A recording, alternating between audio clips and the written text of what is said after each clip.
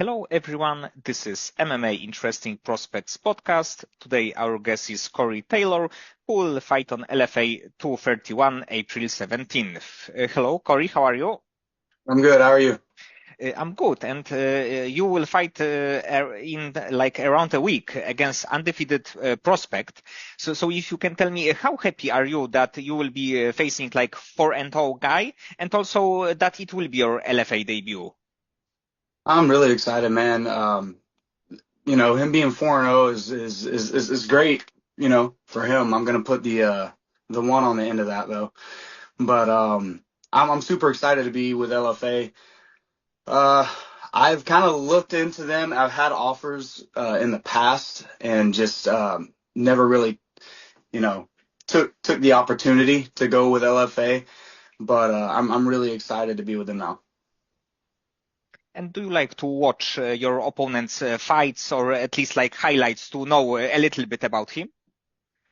Yeah, a little bit. I do film study. I'm real big on not overdoing it. So I'll watch his fights. I'll kind of try and pick up on his characteristics.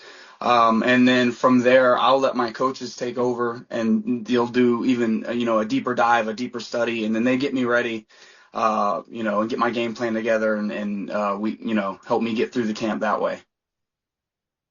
And this fight is like a one fight deal with LFA, or do you have more fights on the contract? No, I believe this is a one fight deal with them. And would you like to fight with them more often? Because like of course they were on the fight pass, so it was like also big thing. But in the end, LFA is probably like the biggest or like promotion in the like US. So on the regional level. So would you like to have a little bit more fights? Yeah, absolutely. Ultimately, my goal is to make it one of the bigger shows, UFC, PFL.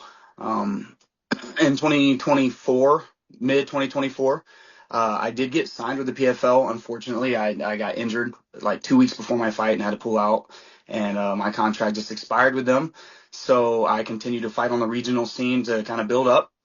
Um, and then, getting this call, like I said, from the LFA, I look at it as another big step to get back up to the ultimate goal of making it to a bigger show. But yeah, if they like what they see and they want me to fight for them again, I'm always down. And actually, your fight in PFL would be a really big one because your opponent was supposed to be like Walsh, right? Yeah, it was Muhammad Ali's grandson, great grandson, something like that. But yeah, it was gonna be a big one. I was super excited about that. Super heart broken, obviously, when that fell through. But you can't control it. Injuries happen. It's part of the sport. So moved on and got back to where I am now. And you mentioned that like your opponent will be undefeated and you will want to take this all. And actually, in your case, it happened that you lost one fight. And Hmm. do you think that it is in some ways better to not thinking about like just winning a fight, just like protecting this all? Uh, it has its benefits. He definitely has the most to lose, I guess you could say. He's really young. He's 22 years old. I just turned 31. But one thing I do remember when I lost my first pro fight was it kind of freed me a little bit. I had that thought in the back of my mind. I gotta be kind of careful. I really want good matchups. I have to perform all these things, and I remember when I lost that fight, it was the first fight coming off that injury, which was a torn bicep. So I had a significant amount of time off, to recover from that, had a baby in the process. Well, my wife had a baby. I was there, but she had the baby. Um, and, got out of shape, put myself in the deepest hole that I possibly could. And coming back, I fought a stud, um, had the crappiest weight cut of my career. I think I cut like 55 pounds in 2 months, to make weight for that fight. And, I learned a valuable lesson. I didn't want to listen to anybody. I didn't want to listen to any of my coaches, or my manager about, easing my way back into it, into the swing of things. And I was like, nope, give me that stud, give me that guy. It's for a belt, whatever. Um, I wish looking back, I would have, ease my way back into it a little bit, but it is what it is. That being said, when I finally did lose my O, it wasn't so much pressure anymore. Then it really was, give me whoever. I don't care. I used to be so self-conscious about that. Like, man, I have to stay undefeated. And then, it happens. And when I wasn't undefeated anymore, it was just, all right, I'm whatever, 4-1, then I'm 5-1, then I'm 6-1. And, next Friday I'll be 7-1. It is what it is. But yeah, I definitely think that there's a little bit of a mental toll that takes on you. And not that it's a bad thing, but it's definitely, one of the pros of having lost at least a fight is you don't have that mental, just wearing down on you. Yes, but actually, after this loss, you showed probably like best moments of your career. You won two fights, so this is important. Not only not to lose, but get back after a losing fight. So there is like no questions that you did everything you could. Yeah, absolutely. And overall, how did you get to the sport of MMA? I started training when I was about 8 years old, different martial arts. And I fell in love with it real early on. It was something that me and my dad bonded over. That was right when UFC was becoming really, really popular. And I remember watching. I tell this story almost anytime someone asks, but I remember watching Matt Hughes fight Frank Trigg, and picking him up, running across the mat, and slamming him. And right then, I was like, I want to do that. That's what I want to do. And I stayed with it. I joined the army when I was, and I trained when I was, in the army. I trained martial arts when I was in the army as well, but it was a little bit harder, deploying and stuff like that, always leaving for training. It was hard to be consistent. But as soon as I got out, I got right back into it full time. And honestly, I was just helping guys out in the gym that had fights coming up. Uh, I was kind of doing it for my sanity, and I was young. I was 21 maybe. And I was doing it for my sanity, just going through the motions, giving myself something productive to do, and helping these guys get ready for their fights. And then one day the head coach walked up to me and asked me, he's like, "Hey, do you want to take a fight?" And I was like, "Hell yeah, I guess." And I remember my first amateur fight did not go according to plan at all. I ended up winning because I'm pretty sure that guy got tired of punching me, and he just fell over. But no, but I remember after that fight, I was really embarrassed. And I didn't perform the way I wanted to. It just didn't go according to plan, like I said. And he walked up to me right after, like the week after. I was like, "You ready to fight in like 2 months?" And it blew my mind. I was like, "Dude, I figured you'd never want me to fight again." And like I said, I think I was 21 or 22 then. I'm 31 now, so just been constantly getting after it since then. And actually, you got like a kind of long amateur careers, so you are definitely not just like 6-1 fighter. So this is, I think, that's also important. And about your like future in let's say in next few years, do you see yourself like going in the to the like contender series or overall UFC? Do you have this kind of dream in mind? Yeah, absolutely. Absolutely. Like I said, making it to the PFL was awesome, and very honored. I definitely want to get to that next level. A lot of my training partners are in the UFC. Like I said, Kuba is a two-time PFL European champ. So I I train with those guys every day. I remember training with those guys when we were all amateur fighters. Obviously, life situations have changes timing for everybody. I was the only one out of all of us that was already married and had a kid, and then had a second kid. Now I have three kids. So all of my buddies that are in the UFC and in the PFL are all finally, I think just recently, all of them finally just got married. Some of them are now expecting kids, but I kind of did that early and got it, got that situated, got that out of the way. Um, but yeah, definitely. I know being 31, the time's ticking.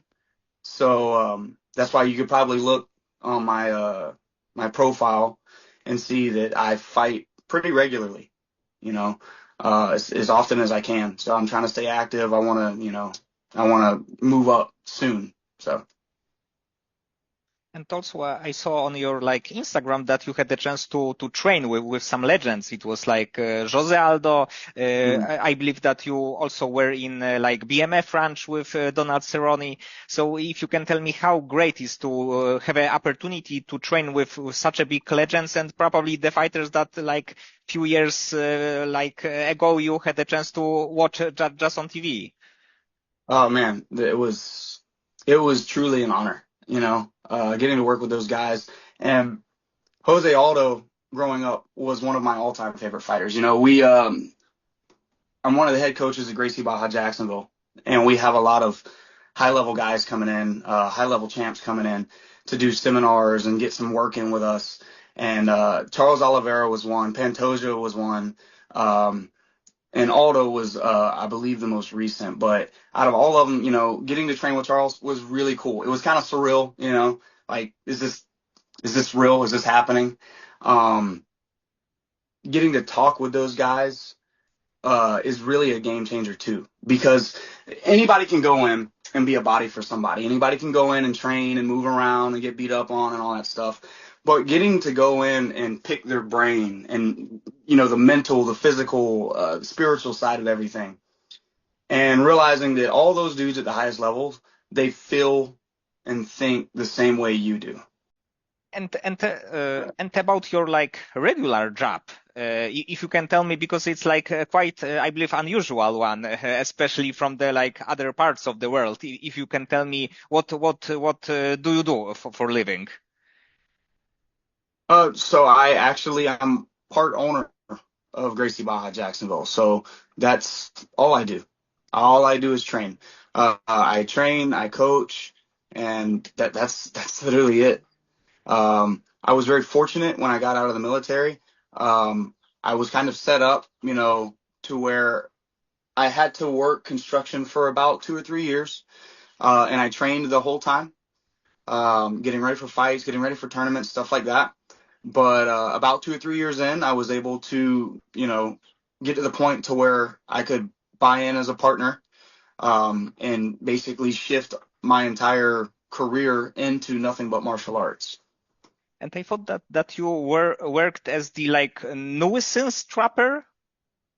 Yeah, so I do that as well. That's not really a job. Um, uh, you know, I work for FWC, which is the Florida Wildlife Control, but it's not like a paid position. It's more of like a, hey, there's an alligator in a pond. I need you to go get it kind of thing. Now, the cool thing with it is we get to keep, the meat, the hide, everything. So when we get the alligator, as long as it's within parameters of what it needs to be to where we can't relocate it, if we have to, dispatch it, um, we get to keep all the things from it, the meat, the hide, and everything. So, not really a job. I love hunting, fishing, outdoor stuff. So that was just another way to consistently be able to do that. Yes, but like from the like other countries' perspective, it's like definitely unusual to do something like this. Yeah, yeah. I've definitely heard that a handful of times. Um, it's it's it's something special for sure. It takes a special person to do that kind of stuff. Even here in the United States, depending on, what region of the country you're in, that's still unusual. The higher north you go, the less you ever hear about that kind of stuff. So it's different, but I definitely enjoy it. And overall, like watching your fights, it's definitely that you have this kind of really exciting style. You are going for the finish, especially knockouts. And when you watch a UFC fights, do you have like a fighter in mind that you would like to face? Of course, the fight may happen, may not happen, but you think that it could be like a super interesting fight. Hmm. Going into the UFC, uh, honestly, there isn't one particular person, but getting there.